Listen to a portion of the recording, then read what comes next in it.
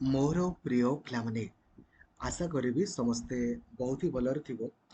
State selection board ବା SSB ତରଫରୁ BEd, ବିଏଚ୍ଡି, MEd ପିଲାଙ୍କ ପାଇଁ 4ଟି ନୋଟିସ୍ ଆପଣଙ୍କର ପବ୍ଲିଶ ହେଇଛି। ତ ୟା ସମ୍ପର୍କରେ ତ ମୁଁ ଆପଣଙ୍କୁ ଅଲରେଡ଼ି କହିବି ଏବଂ ତା ପୂର୍ବରୁ ଗୋଟେ ରିମାଇଣ୍ଡର ଆପଣଙ୍କୁ ଦେବା ପାଇଁ ଚାହିଁବି। ସକାଳେ ମୁଁ ଆପଣଙ୍କ ପାଇଁ ଅଲରେଡ଼ି ଭିଡ଼ିଓ ବନେଇ ଦେଇଥିଲି ଚଏସ୍ ଲକିଂ ସମ୍ପର୍କରେ। ଦୟାପୂର୍ବକ ଆପଣ ଚଏସ୍ ଲକିଂ ନିହାତି କରିବେ। ଯଦି ଆପଣ ଧରାଯାଉ ବହୁତ ଅଧିକ ସ୍କୋର ବି କରୁଛନ୍ତି ଆଉ ଚଏସ୍ ଲକିଂ କରିନାହାନ୍ତି ନା, ଦେନ୍ ଆପଣଙ୍କର ଆଡମିସନ ହେଇପାରିବନି।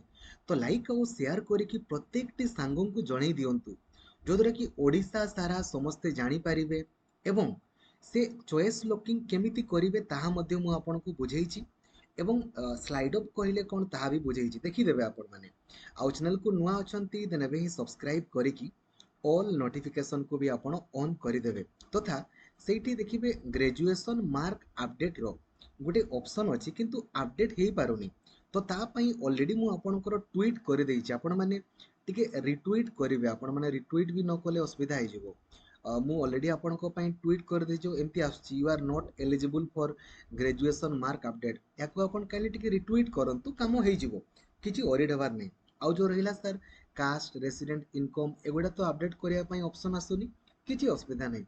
15ରୁ 22 ତାରିଖ ଭିତରେ ଆସିଲେ ଦେବେ, ନହେଲେ ନାହିଁ। ଆଡମିସନ୍ ଟାଇମ୍ରେ ଆପଣ ତାକୁ ନେଇକି ଯିବେ। କାଷ୍ଟ, ରେସିଡେଣ୍ଟ, ଇନକମ୍ ପାଇଁ କିଛି ଅସୁବିଧା ନାହିଁ, କିନ୍ତୁ ଆଡମିସନ୍ ବେଳେ ଆପଣଙ୍କର ଦରକାର ହେବ ହେଲା। କିନ୍ତୁ ଏଇ ଯେଉଁ ରହିଲା ଆପଣଙ୍କର ଚଏସ୍ ଲକିଂ ଭାଇ କରିଦେବେ। ଚଏସ୍ ଲକିଂ ନ କଲେ ଅସୁବିଧା। ଆଉ ମାର୍କ ଆପଡେଟ୍ ଆସିଯିବ, କିଛି ଅସ୍ଥିର ହେବାର ନାହିଁ, ତରବର ହେବାର ନାହିଁ। ଚଏସ୍ ଲକିଂ ଚେଞ୍ଜ କରିହେବନି କିମ୍ବା ଦୁଇଥର ଆପଣ କରିପାରିବେନି, ତେଣୁକରି ଆରାମସେ ଟେକ୍ ୟୋର୍ ଅନ୍ ଟାଇମ୍ এই ভিডিওକୁ ଆପଣ ଦେଖିଲା ପରେ ହିଁ କରିବେ, ଠିକ୍ ଅଛି। ତାପରେ ଯଦି ଆପଣ ବିଏଡ୍ ପରୀକ୍ଷାରେ ସୁନିଶ୍ଚିତ କ୍ୱାଲିଫାଇ କରିବା ପାଇଁ ଚାହୁଁଛନ୍ତି ନା, ଆଗ ଆପଣ ଏଇ ବିଏଡ୍ ପ୍ଲାନିଂ ଭିଡ଼ିଓଟାକୁ ଆପଣ ଦେଖିଦେବେ। ଦେଖିପାରୁଛନ୍ତି ଏଇଟା ବିଏଡ୍ ପ୍ଲାନିଂ ଭିଡ଼ିଓ, ଏଇଟାକୁ ଆପଣ ଦେଖିଦେବେ। ଥରେ ଦେଖିଦିଅନ୍ତୁ, ଡିସ୍କ୍ୱାଲିଫାଇ ତ ହେବେନି। ତା ପାଇଁ ଆପଣଙ୍କ ପାଇଁ 6 ଦିନ ପୂର୍ବରୁ ଆଉ ଗୋଟେ ମଧ୍ୟ ଭିଡ଼ିଓ ବନେଇଥିଲି, ୟାକୁ ଦେଖିଦିଅନ୍ତୁ, ଡିସ୍କ୍ୱାଲିଫାଇ ହେବେନି। ଆଉ ଯେମିତି ମୁଁ ଆପଣଙ୍କୁ କହିଥିଲି ଯେ ଏଇ ୱିକ୍ରେ ମାନେ ଆସନ୍ତାକାଲି ପାଖରୁ ଏଇ ୱିକ୍ରେ ଡେଲି 8ରୁ 10 ଘଣ୍ଟା ଲେଖାଏଁ ଆମେ କ୍ଲାସ୍ କରିକି ପୁଣି ଅଲରେଡ଼ି 46 ଥର ସିଲାବସ୍ କଭରେଜ ହେଇଯାଇଛି। ଆଉ ଦୁଇଥର ପୁଣି 13 ଦିନରେ ଆପଣଙ୍କ ପାଇଁ କରିଦେବି, 48 ଥର ସିଲାବସ୍ କଭରେଜ ହେଇଯିବ। ଦେନ୍ ଅଗଷ୍ଟ ମାସରେ ଯାଇକି ଆମେ 2025 ପାଇଁ ଆପଣ 2000 ଏବେ 2000 ଆପଣଙ୍କର 25 ପାଇଁ ଆପଣଙ୍କର କ୍ଲାସ୍ ଆରମ୍ଭ ହେବ ଲକ୍ଷ୍ମୀଧର ସାର୍ ଅଫିସିଆଲ ଆପ୍ଲିକେସନରେ। ଆସନ୍ତୁ ଆମେ ଡିସ୍କସନ୍ କରିବା 4ଟି ଆପଣଙ୍କର ନୋଟିସ୍ ଆସିଛି ତା ସମ୍ପର୍କରେ। ସୋ ଏଥିରେ କିଛି ଅଧିକ ଜିନିଷ ଲେଖା ହେଇନି, ଆମେ ଜାଣିଛେ ବିଏଡ୍ ପରୀକ୍ଷା ଆପଣଙ୍କର 28 ତାରିଖ ହେବ ଆଉ ବିଏଚ୍ଡି ପରୀକ୍ଷା ଆପଣଙ୍କର 28 ତାରିଖ ହେବ, ଠିକ୍ ଅଛି। ଅଫଲାଇନ୍ ମୋଡ଼ରେ ଆପଣ ପରୀକ୍ଷା ଦେବେ। ବିଏଡ୍ ମାନେ ଏ ଯେଉଁ ଆର୍ଟ୍ସ ପିଲାଙ୍କର ସେଟ୍ ଏ ଆଉ ବି ରହିବ, ଆଉ ସାଇନ୍ସ ପିଲାଙ୍କର ସେଟ୍ ସି ଆଉ ଡି ରହିବ। କ୍ୱେଶ୍ଚନ୍ ସବୁ ସେମ୍ ଥାଏ, କ୍ୱେଶ୍ଚନ୍ ସବୁ ସେମ୍ ଥାଏ ସବୁ ପିଲାଙ୍କର। ଆର୍ଟ୍ସ ପିଲାଙ୍କର ସବୁ ସମାନ, ସାଇନ୍ସ ପିଲାଙ୍କର ସବୁ ସମାନ, ଠିକ୍ ଅଛି। ଆର୍ଟ୍ସ ପିଲାଙ୍କର ସାଇନ୍ସ ପିଲାଙ୍କର ସମାନ ନାହିଁ। ଆର୍ଟ୍ସ ପିଲାଙ୍କର ଯେଉଁ ଏ ସେଟ୍ ପଡ଼ିବ ଆଉ ବି ସେଟ୍ ପଡ଼ିବ, ତାଙ୍କର କ୍ୱେଶ୍ଚନ୍ ସେମ୍, ଖାଲି ନମ୍ବର ଗୁଡ଼ା ଏପଟ ସେପଟ ହେଇଥାଏ। ସେମିତି ସାଇନ୍ସ ପିଲାଙ୍କର ଯେଉଁ ସି ସେଟ୍ ଆଉ ଡି ସେଟ୍ ପଡ଼ିବ, ତାଙ୍କର ବି ସବୁ ସେମ୍ ଥାଏ। ବିଏଚ୍ଡି ପିଲାଙ୍କର ସେମିତି କିଛି ସେଟ୍ ବଗେରା ନାହିଁ, ଠିକ୍ ଅଛି। ତ ଫାର୍ଷ୍ଟ ସିଟିଂରେ ଆପଣଙ୍କର ଦିନ 10ଟାରୁ 12ଟା ପର୍ଯ୍ୟନ୍ତ ବିଏଡ୍ ଆର୍ଟ୍ସ ଆଉ ସାଇନ୍ସ ପିଲାଙ୍କର ପରୀକ୍ଷା ହେବ। ସେକେଣ୍ଡ ସିଟିଂରେ ବିଏଚ୍ଡି ଆପଣଙ୍କର ପରୀକ୍ଷା ଆପଣଙ୍କର ହେବ। ବିଏଚ୍ଡି ପରୀକ୍ଷା ହେଲା, ଜାଣିଗଲେ। ଭଲସେ ଆପଣମାନେ କରିବେ, ଗୋଲ ବୁଲେଇଲେ ଆପଣଙ୍କର ଅସୁବିଧା ହେଇଯିବ, ଠିକ୍ ଅଛି। ଦେଖନ୍ତୁ ଲେଖା ହେଇଛି, no candidate of arts stream should sit in the row meant for science.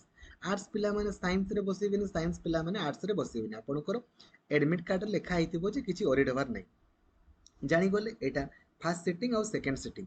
ଆଉ ଏଡମିଟ୍ କାର୍ଡ଼ ଆପଣମାନେ 22 ଜୁଲାଇରୁ ଆପଣଙ୍କର ଡାଉନଲୋଡ୍ କରିପାରିବେ। ଦିନ 11ଟା ବେଳୁ ଆପଣ ନିଜର ରୋଲ୍ ନମ୍ବର ଆଉ ଡେଟ୍ ଅଫ୍ ବାର୍ଥକୁ ଦେଇକି ଆପଣଙ୍କର କରିପାରିବେ। ଏବେ ଆପଣ କହିବେ ସାର୍ ରୋଲ୍ ନମ୍ବର ଆପଣଙ୍କର କେଉଁଠି ଅଛି? ରୋଲ୍ ନମ୍ବର ଆମର ତ ଦେଖନ୍ତୁ, ବର୍ତ୍ତମାନ ଆପଣଙ୍କର ରୋଲ୍ ନମ୍ବର କିମ୍ବା ଆସିନି ରୋଲ୍ ନମ୍ବର। ଆଗରୁ ଆଗ ଥର ଯେତେବେଳେ ଆପ୍ଲାଏ ହେଉଥିଲା ଅଟୋମେଟିକାଲି ରୋଲ୍ ନମ୍ବର ଆସୁଥିଲା, ଏବେ ରୋଲ୍ ନମ୍ବର ତ ଆସୁନି, କିଛି ଅସୁବିଧା ନାହିଁ। ରୋଲ୍ ନମ୍ବର ବଦଳରେ ସେମାନେ ଆଉ ଗୋଟେ କିଛି ଅପସନ୍ ଦେବେ ଆଉ ଡେଟ୍ ଅଫ୍ ବାର୍ଥ ଦେଇକି ଆପଣମାନେ 22 ତାରିଖରୁ ଡାଉନଲୋଡ୍ କରିପାରିବେ, କିଛି ଅସୁବିଧା ନାହିଁ, ଠିକ୍ ଅଛି ହେଲା।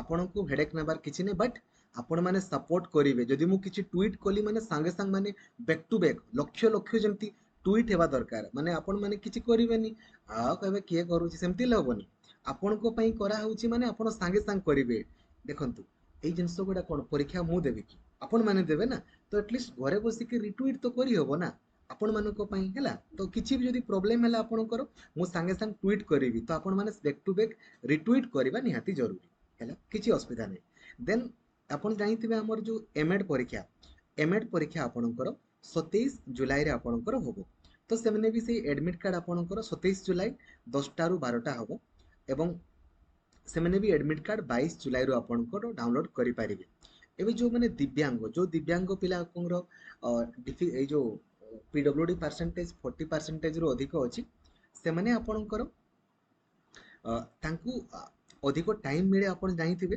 तो आपण परमानेंट डिजाबिलिटी सर्टिफिकेट आपण सेही दिन एग्जाम दिन नै कि जिवे जो द्वारा कि आपण को अधिक टाइम मिलिबो एवं जदि आपणकर स्क्राइब दरकार माने आपणकर गोल बुलेबा पई आउ केही दरकार देन आपण एई फॉर्म टाकू मध्ये फिलअप करिकी नेबे फॉर्म कोठू पाइबे देखंतु ssbodisha.ac.in को गला परे एटा लेखा हिच ना information for PWD Etah scribe माने धरा जो मनकर आउ जणे के लेखंती आउ जो मनकर खाली अधिक टाइम दरकार खाली परमानेंट डिजाबिलिटी सर्टिफिकेट नेकी जिवे ठीक अछि हैला तो आपणकर काम हैला वर्तमान केवल चॉइस लॉकिंग करिदेबा किंतु चॉइस लॉकिंग करबा पूर्वरु आगो से वीडियो को देखिबे आगो देन आपण माने चॉइस लॉकिंग आपणकर करिवे नंबर 1 नंबर 2 रहिला कथा जो ए ग्रेजुएशन मार्क अपडेट पाई आपण बैक टू बैक रिट्वीट करंतु हम टेलीग्राम ग्रुप रे लिंक आपण को दिया हिची ओडिसा रो सबुठारु बड़ टेलीग्राम ग्रुप रहिछि ओडिसा टीचर एसोसिएशन मु आपण को रिट्वीट करिवारो लिंक देइछि एतरे क्लिक करिकि रिट्वीट करंतु जते अधिक जल्दी करिवे सेते जल्दी कामटा होबो ठीक अछि थैंक यू जय जगन्नाथ धन्यवाद थैंक यू